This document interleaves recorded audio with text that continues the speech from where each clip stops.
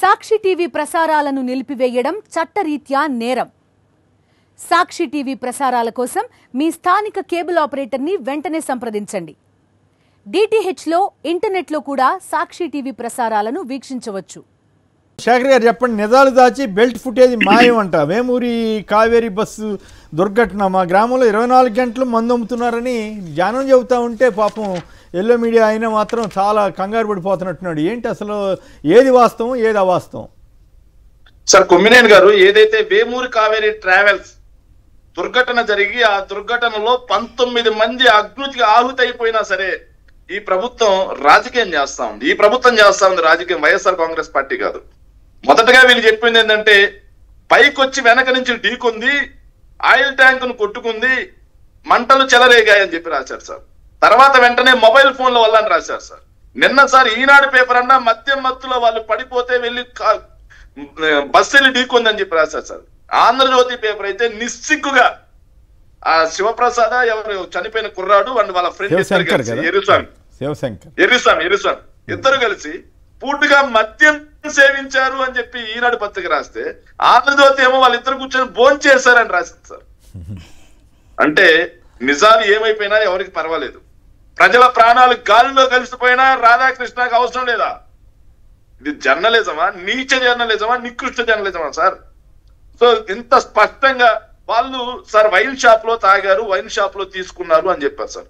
నిజమే, దాన్ని మేము కాదనట్లేదు, మీరు ఫుటేజ్ చూపించారు. మరి లక్ష్మీపురం దగ్గర కూడా బెల్ట్ షాప్ లో పూటుగా తాగారు అని చెప్పి మేము ఆరోపిస్తా ఉన్నాం. లోకల్ గా ఉన్నటువంటి సాక్షులు చెప్తా ఉన్నారు. మరి ఆ ఫుటేజ్ ఎందుకు మీరు బయటకు తీసుకురాకపోతున్నారు?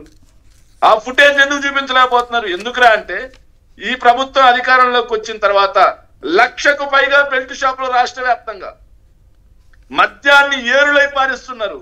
గుడి దగ్గర, బడి దగ్గర, ఆఖరికి బెల్ట్ షాపులు లేవని చెప్పి వీళ్ళు మాట్లాడుతున్నారు సార్.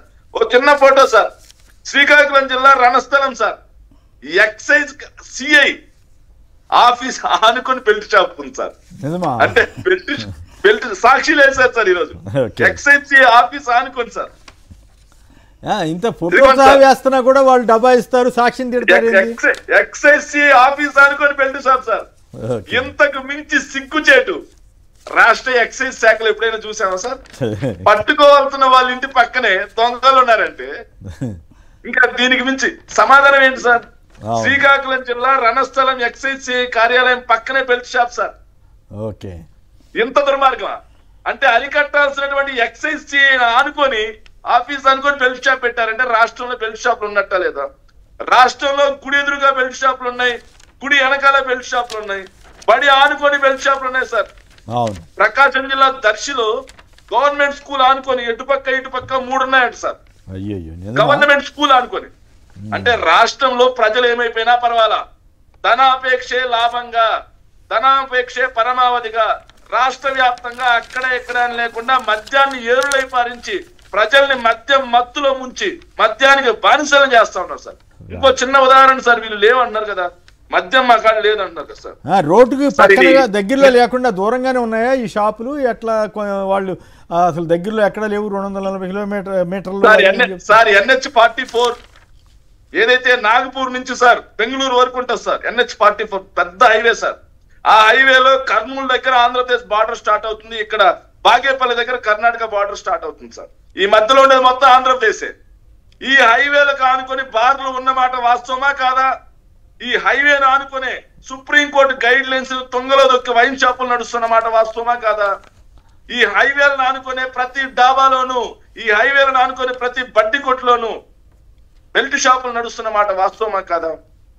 సో ఇది ఖచ్చితంగా ప్రభుత్వ నిర్లక్ష్యపు హత్య సార్. ఇది ప్రభుత్వం బెల్ట్ షాపులు నడపడం వల్ల జరిగేటువంటి హత్య సార్. ఆఖరికి ఈ ప్రభుత్వం ఎక్కడికి తీసుకెళ్ళిందంటే సార్, నిన్న ఈనాడులో వచ్చిన ఒక వార్త సార్, మద్యాన్ని ప్రజల్లో ఏ స్థాయికి తీసుకెళ్ళింది?